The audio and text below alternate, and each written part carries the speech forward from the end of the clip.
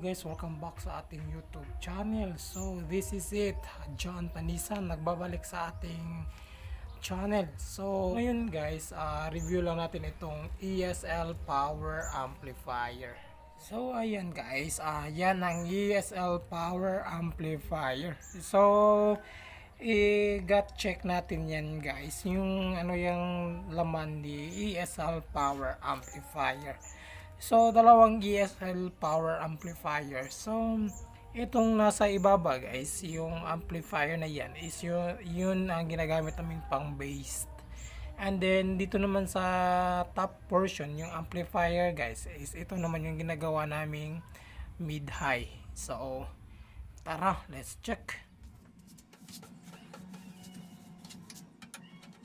So, habang binubuksan natin yung amplifier guys, is itong amplifier na to guys is DIY. So estimated power RMS nito guys is lang, nasa 450. Kasi yung transformer nito guys is 10 amperes by 040 volts AC output.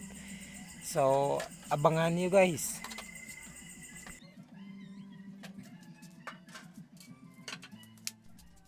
So ayan guys, yung ESL power amplifier na ginagamit namin sa pang mid at high.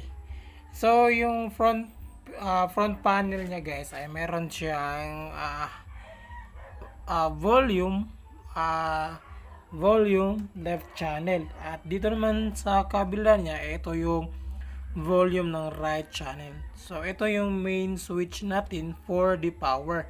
So ito naman guys, yung VU meter niya is ito yung voltmeter, at ito rin sa kabila ng left channel natin.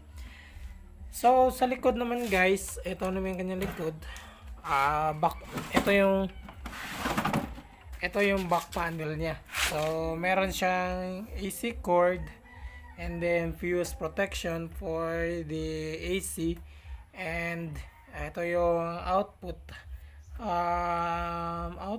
for the plug, and then meron siyang exhaust fan isa, makikita natin dyan sa loob yon, and then meron siyang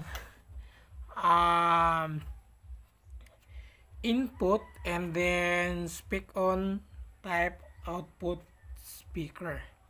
So sa loob naman guys, meron siyang simple lang ito. Sa loob guys, meron siyang board. So sa mga dyan naka-familiar nitong board, hindi ko lang alam kung anong tawag nito na driver. So sa tingin ko guys, mukhang Rocola siya. And then sa kanyang preamp drive guys ay gumagamit siya ng C2581, and then sa kabila guys is sa kabila guys gumagamit siya ng A1105 pala guys. And then sa kanyang transistors gumagamit siya ng MJ zoom lang natin, MJ 15015. And then sa kanyang capacitors naman guys, meron siyang 100 volt by